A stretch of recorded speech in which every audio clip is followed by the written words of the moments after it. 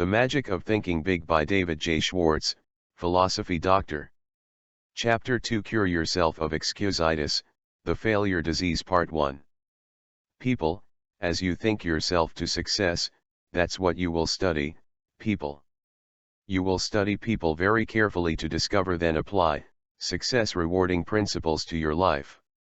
And you want to begin right away. Go deep into your study of people, and you'll discover unsuccessful people suffer a mind-deadening thought disease. We call this disease excusitis. Every failure has this disease in its advanced form. And most average persons have at least a mild case of it. You will discover that excusitis explains the difference between the person who is going places and the fellow who is barely holding his own.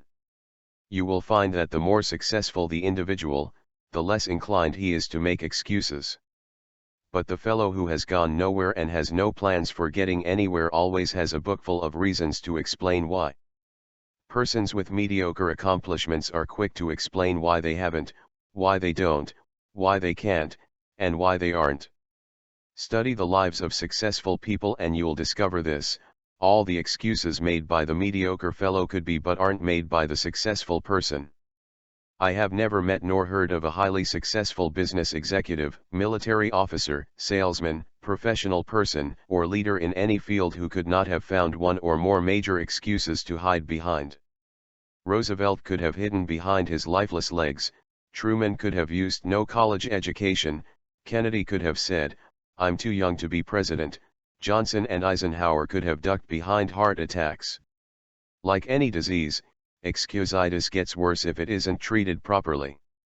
A victim of this thought disease goes through this mental process: I'm not doing as well as I should.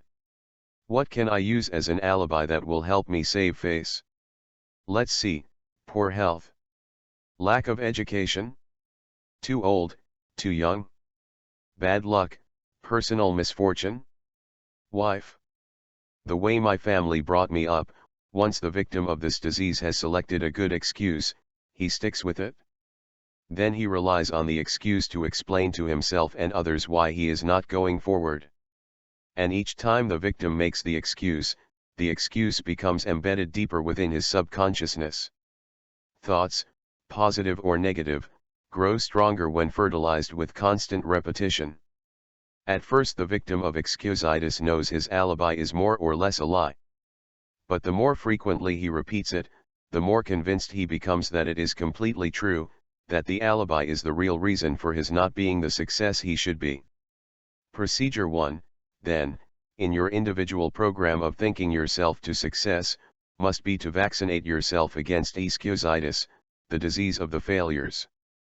Procedure 1, then, in your individual program of thinking yourself to success, must be to vaccinate yourself against excusitis, the disease of the failures. This is the end of Chapter 2. Part 1.